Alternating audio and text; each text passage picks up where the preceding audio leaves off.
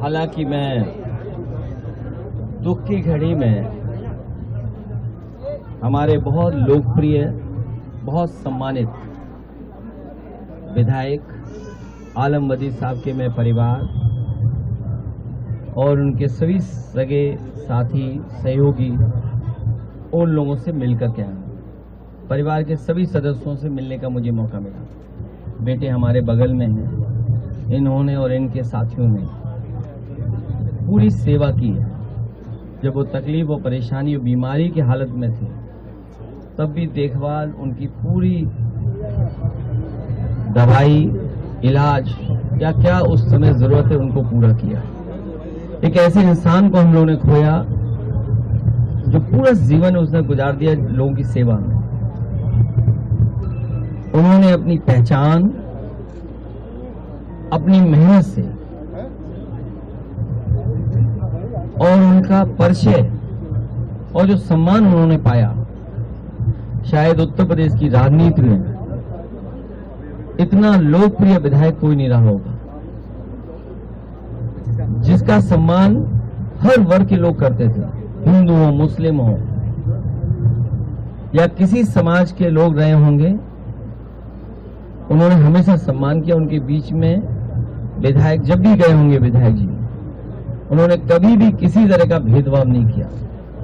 एक तरीके से सौहार्द कैसे बने रहे, भाईचारा कैसे बने रहे, आपस में प्रेम कैसे बढ़े, हमारी जो हिंदू मुस्लिम की एकता है, हिंदुस्तानियत को कैसे पहचान दें, उसको जीवन भर वो करते रहे।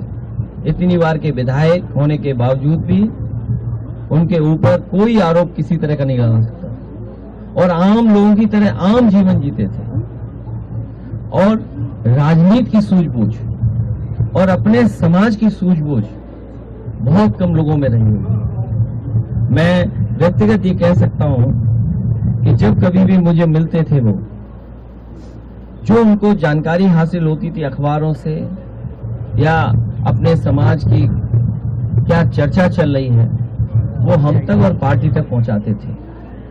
उससे हमें निर्णय लेने में, लोगों के बीच अपनी बात कहने में आसानी होती थी। समाज के भाव को समझते थे हम लोगों ने खोया है एक अच्छे इंसान को। ऐसे इंसान कम आते हैं, कम बनते हैं। और मैं तो ये कहूंगा उनका जहन जो था वो आम लोगों के लिए था, सेवा के लिए था।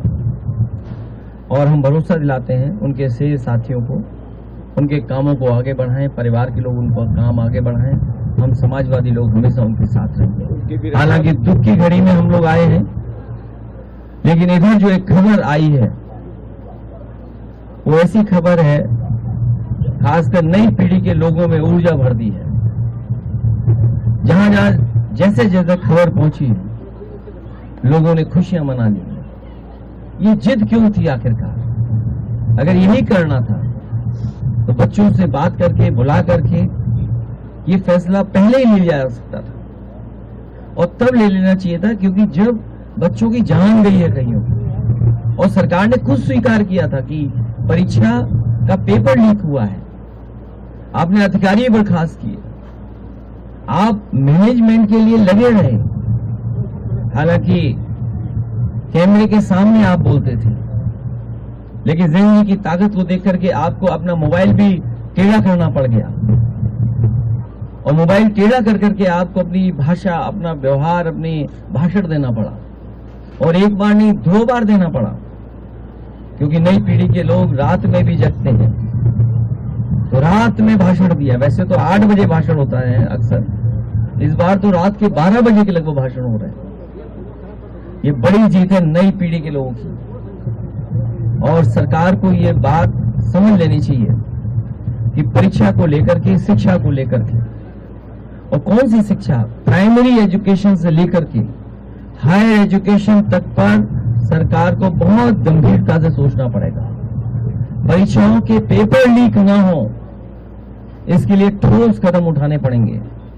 कानून बनना तो अपनी जगह है, सजा मिलना कोर्ट से मिलेगी, लेकिन किसी भी परीक्षा का पेपर लीक न हो, ये सबक इस आंदोलन से सीखना चाहिए।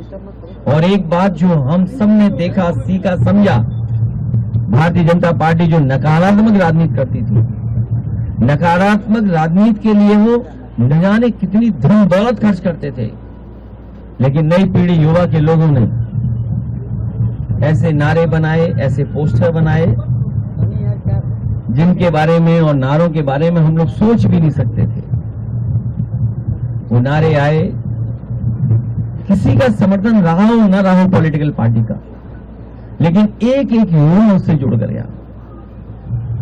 ये युवाओं की और आज के जमाने के इंटरनेट और सोशल मीडिया के माध्यम से और सड़कों पर जो आंदोलन फैला, उसकी वजह से अंतोगत्वा भारतीय जनता पार्टी जो विश्व की सबसे बड़ी पार्टी है, जिनके पास न जाने कितने संगी साथी अंडरग्राउंड अनरजिस्टर्ड लोग हैं, उनको भी झुकना पड़ गया।